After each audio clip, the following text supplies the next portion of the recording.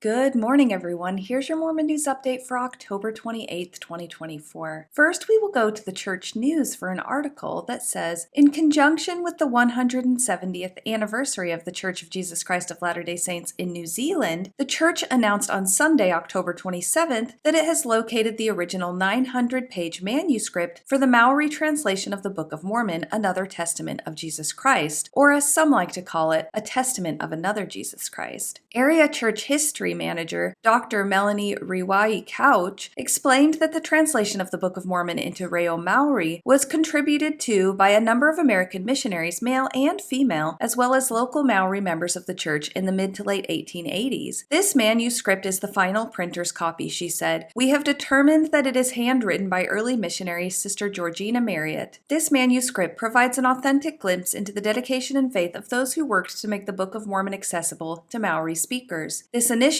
underscores the church's commitment to honoring and supporting diverse cultures, languages, and communities, while also strengthening faith in Jesus Christ. Elder Peter F. Muir said, in this week's Come Follow Me study, Mormon speaks of the coming forth of the Book of Mormon. And now behold, I say unto you that when the Lord shall see fit in his wisdom, that these sayings shall come unto the Gentiles according to his word, then you may know that the covenant which the Lord hath made with the children of Israel is already beginning to be fulfilled. Elder Muir added, the historical record of the early translation of the Book of Mormon into Maori is a testimony to the importance of this sacred record to the early Maori saints. The Maori manuscript of the Book of Mormon, another testament of Jesus Christ, will be available in the online church history catalog. The most interesting part to me about that article is in the very beginning when they say they located the manuscript. I wonder where it was when they located it. Was it in the church vaults? That's the part of the story I want to know. And now we have a message from your young men leaders. We loved studying the Book of Mormon with you this year. It's good to stop now and then in your reading and ask, how does this apply to me today? How does it help me draw closer to Jesus Christ? How does this answer the issues I am dealing with? A former apostle named President Boyd K. Packer once taught that the Book of Mormon has principles of truth that will resolve every confusion and every problem and every dilemma that will face the human family or any individual in it. Wow,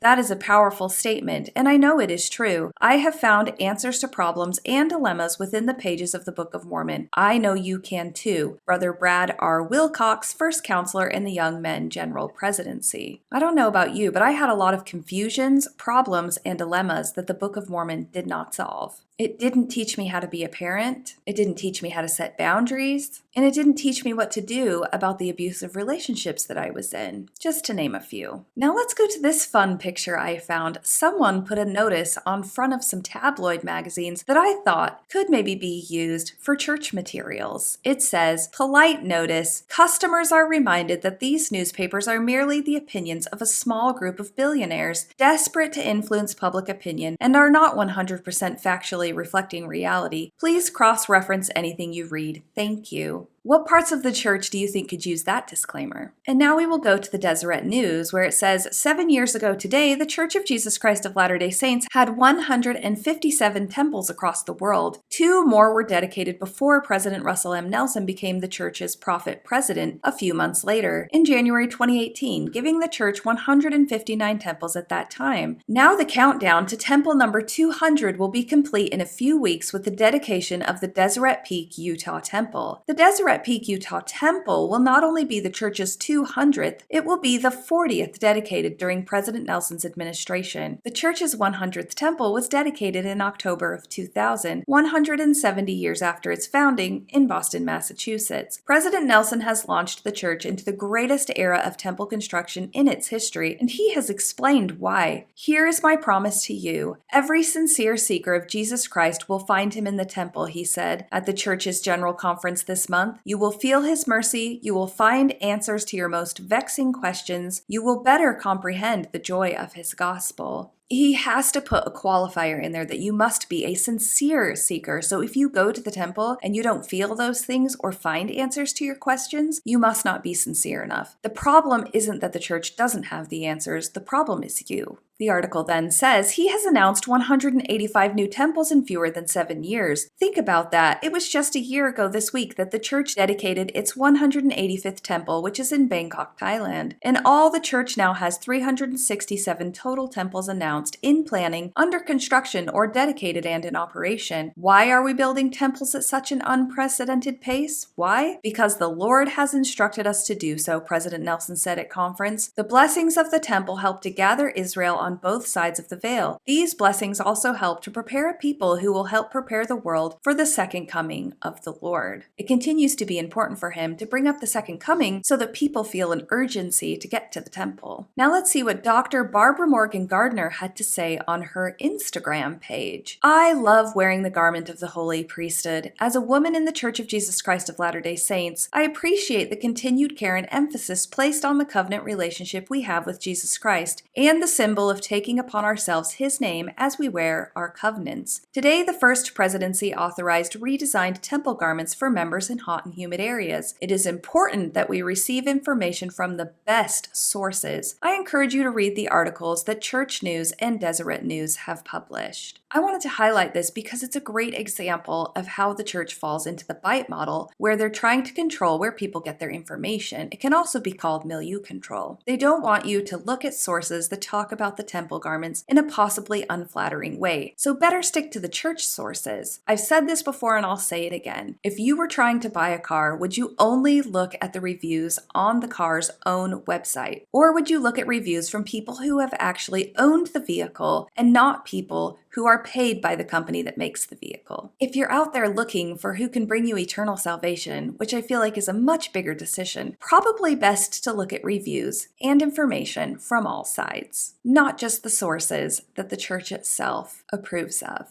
And now a little blurb for any of you wondering what Al Carraway, the tattooed Mormon, has been up to. She is currently advertising a Book of Mormon cruise. Tours Al Carraway, March 30th through April 6th, 2025. 8 days. Roatan, Honduras, Costa Maya, Cozumel, Mexico. On-board devotionals, zip lining, monkey sloth zoo, Mayan ruins, and so much more. And now we will meet Ryan Christopher Hall. He is a member of the church. He served in a bishopric, Sunday school presidencies, young men, and most recently the young single adult Sunday school teacher. And he faces a slew of child SA charges. Ryan Christopher Hall, age 50, was arrested Tuesday after a now 22-year-old family member found a camera hidden inside the vent of their home bathroom in Woodbine, Maryland. The 27-year detective was assigned to the Hartford Sheriff's Domestic Violence Unit but is now suspended without pay. Carroll County prosecutors say they recovered more than 1,000 explicit files of 2 victims related to Hall, some dating back to 2012 when they were underage. Hall reportedly admitted to personally installing the cameras inside the bathroom. I did put the cameras there because I have a problem, Hall told investigators according to charging documents. He confessed to watching videos since 2008. Other files seized by police depicted random girls who have no relation to Hall. The one victim who first discovered the bathroom camera recalled Hall essaying them when they were between 10 and 12 years old. One of these incidents lasted so long that she remembers a movie starting and ending prior to him ending the abuse, detectives wrote in charging documents. The second victim, who is now 21, also remembered being abused by Hall starting at age 10. When I asked Ryan about this, he acknowledged that it happened, investigators wrote in charging documents. Harford County Sheriff Jeffrey Gaylor reacted to the disturbing allegations by issuing this statement. At this time, we have no information that these crimes were committed with the use of HCSO equipment or during the course of Hall's on-duty hours, said Gaylor. I find it both personally and professionally disappointing that someone within our ranks would break that trust and be accused of such heinous acts and crimes. My thoughts go out to the victims in this case. And now we will go to a post from a Facebook group that's for Mormon women. This woman says, my husband was unemployed at the beginning of the year after quitting his job to go back to school for an accelerated program. We were hopeful he would be able to find something after completing the program. It was the beginning of March and he still hadn't found anything. I fasted that fast Sunday and got a prompting that said, it's going to be okay, you are so close. What happens next is going to change your life. I held on to that prompting with all I had. And then March turned to April, April turned to May, May turned to June, and June turned to July. Finally, after almost a year of not having full-time employment, my husband got a job. I'm grateful for the job, I really am, but I feel like God misled me and got my hopes up. This is a job, but it barely covers our expenses and doesn't leave much left over for the debt we had to go into to pay for school and support ourselves after burning through our savings. This is a job, but it's manual labor, and my husband is gone on all day and comes home so exhausted that he has a hard time staying awake. That means I'm basically doing everything by myself and I don't have any support. I don't want to hear that I should be grateful. I am grateful, but I am also frustrated. When I think back on my prompting, it feels like a trick, like God was saying, I said it would change your life. I never said it would be a good change. I understand that faith should not be results-based, but why would I get that prompting if everything is still such a mess? I'm struggling. I'm tired of putting my faith in God and ending up abandoned. I was once watching a fictional movie about a family who had taken their children out into the wilderness to live off the land. The mother has some mental health concerns and ends up in a hospital, and the father is then taking care of the children. I think they were 5 or 6, and they were quite young. He is out on a rock cliff teaching them how to rock climb when one of the children slips and breaks their wrist and is hanging there on their rope trying to figure out what to do. One of the other children tries to hurry to this child's defense, and the father tells them to stop. And he looks at the child and he says, "No one is coming for you." The child then has to pick themselves up with their broken bone and figure out how to get to the top of the rock cliff on their own. I had been out of the church a couple of years when I watched this, and it hit me really hard that all along, no one was coming for me. So the best thing I could do in life was to take care of myself and others as best as I possibly could, and stop relying on any other person or being. I still highly value connection with other people. I just don't have this feeling that someone is coming to rescue me. And last up today, we will finish with this great bit of advice from an unknown source. It says, when you say, God teaches me that, or my rabbi says, or the Bible or the Quran states, we are no longer having a discussion. Now you are preaching. You are saying you got this information from a higher source and it therefore has more weight. It does not. Please feel free to use your religion for your own moral guidance, but don't pose it as a guide for me. My guides are humanity, morality, empathy, and sympathy, not Bronze Age mythology. And that's your update for today, folks. I absolutely hope you have the day that you deserve.